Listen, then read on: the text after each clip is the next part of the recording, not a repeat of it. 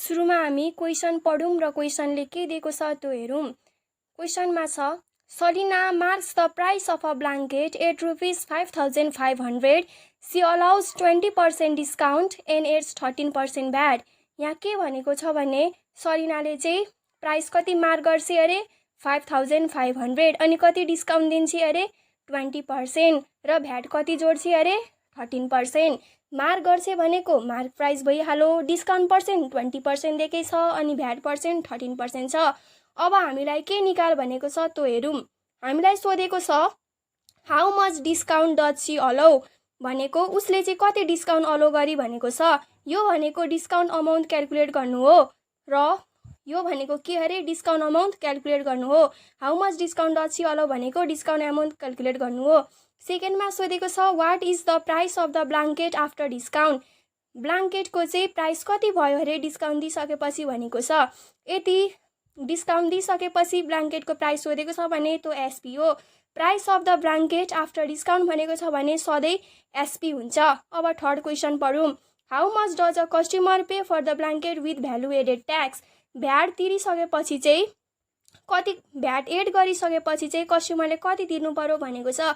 यति भ्याट जोडिसकेको छ भने त्यो एसपी विथ भ्याट हुन्छ। हामीले एसपी विथ भ्याट निकाल्नु पर्ने हुन्छ। यति भ्याट जोडेको छ भने त्यो एसपी विथ भ्याट हुन्छ। अब हामी सुरुमा दिएको कुरा लेखौँ। हामीलाई मार्क प्राइस दिएको छ 5500। हामीलाई कति दिएको छ मार्क प्राइस 5500। हामीलाई डिस्काउन्ट पर्सेन्ट कति दिएको छ 20% अनि हामीलाई भ्याट पर्सेन्ट कति दिएको छ 13%।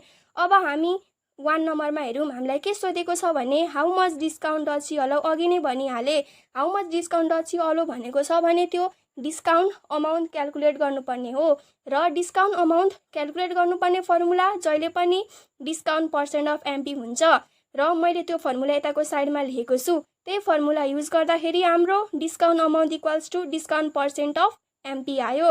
डिस्काउन्ट पर्सेन्ट 20% छँदै थियो, एमपी 5500 छँदै थियो र हामीले यसरी क्याल्कुलेट गर्दाखेरि हाम्रो एन्सर सुरुमा हामीलाई 5500 दिएको थियो, डिस्काउन्ट पनि दिएको थियो। यसरी गर्दाखेरि हाम्रो एन्सर 1100 आइदिन्छ।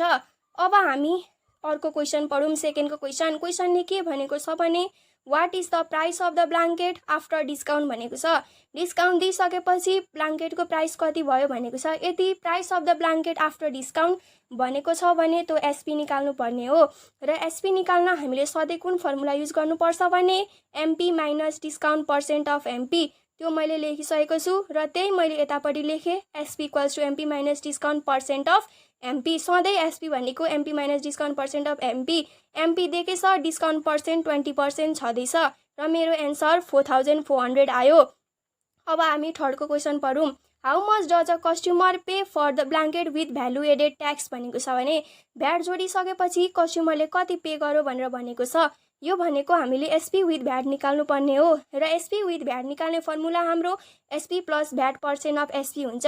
एसपी विथ भ्याट निकाल्नु पर्ने हाम्रो formula SP plus VAT percent of SP हुन्छ। त्यो मैले उतापट्टि लेखेको छु र मैले अघि एसपी निकालेकै थिएँ 4400 र मलाई भ्याट पनि 13% दिएकै थियो। त्यसरी गरेर मैले क्याल्कुलेट गर्दाखेरि मेरो एन्सर 4972 आयो।